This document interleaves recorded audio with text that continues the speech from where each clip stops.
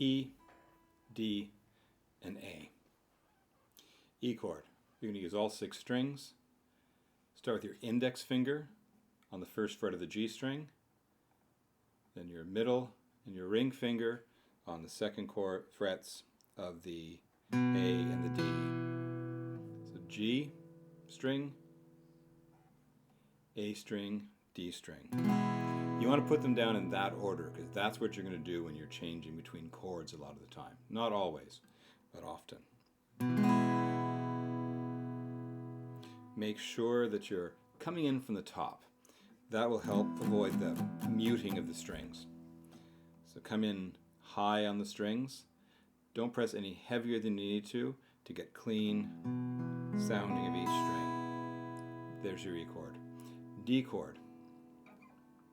The index finger is now going to be in the second fret of the G string. The middle finger, you're going to skip a string, go to the E, second fret, and then right in the middle, on the third fret of the B string, comes your ring finger.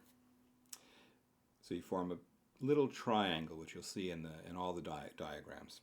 This time you're only going to strum the top. That is, top is in, not the physical arrangement, the top is in how high the notes are, the 4 highest strings. D, G, B, E. That's your D major chord. A chord, a little harder, because you've either got to squeeze 3 fingers on 3 strings, like that, or a single finger and you're going to press down, like that. So in this case, index finger on the D, middle finger on the G, ring finger on the B. And you're going to do them on a bit of an angle where the D string you're pressing quite high. In the middle of the 2 frets comes the middle finger on the G string, and then finally the B string near the bottom of the fret.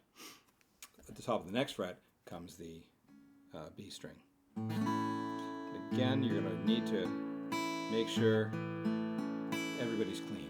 It's hard. Come in high. It'll help if you keep your thumb sort of up the middle of the neck. That's the classic position, though it varies a little bit.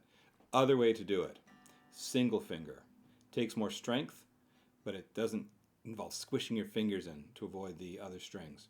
So in this case, index finger goes down on the D string as before, but in this, instead of doing it like this and then squeezing the others in, you're going to place it in the middle, oriented not this way, but this way, and then lay it down and roll it a bit. So you lay it flat, give it a bit of a roll because it'll actually be easier to hold, and then you can strum down.